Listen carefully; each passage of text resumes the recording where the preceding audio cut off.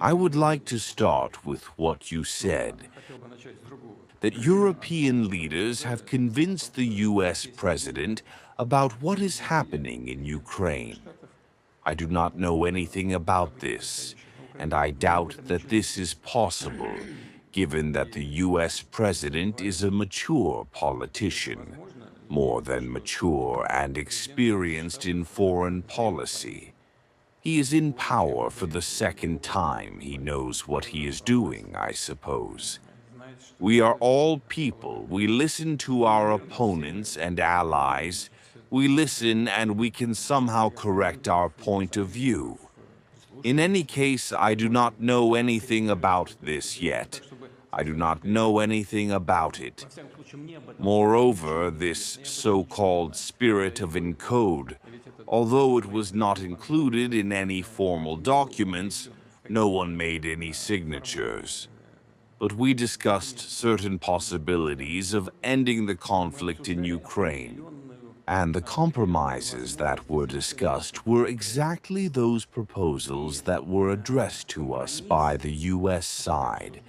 We were asked to compromise with the US negotiators. We agreed. What else could we do? We were offered to compromise. We thought about it, but not immediately.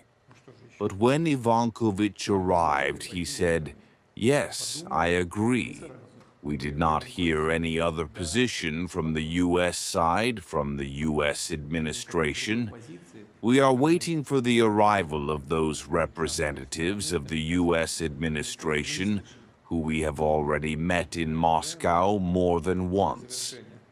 We are ready to continue the negotiations and discuss all the details, all the modalities of our, if not agreements, then discuss topics. Mr. President, I am concerned when there are some rude remarks from the US side, but this does not cause any panic on the part of President Lukashenko. He approaches this very calmly. Balanced.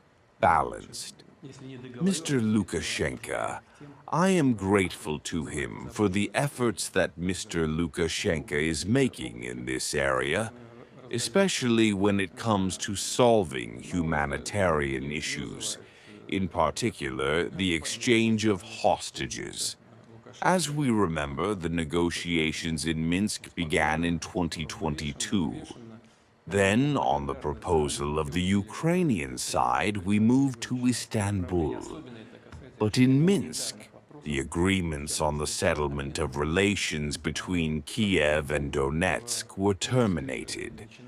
Unfortunately, we now know for sure that neither the Ukrainian side nor our Western participants in the negotiations were going to implement these agreements.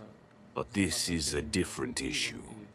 It is important that Belarus has always provided us with its territory, its platform for negotiations.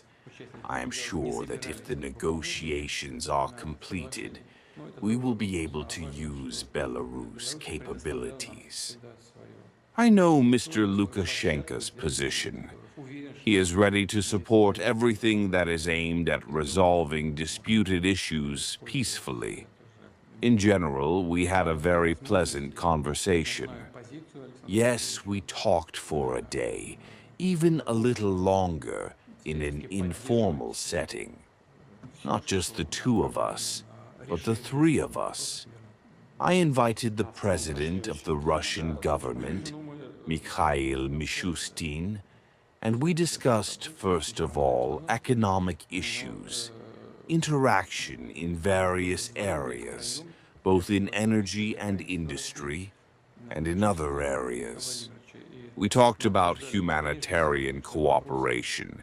It was a very successful and informative trip.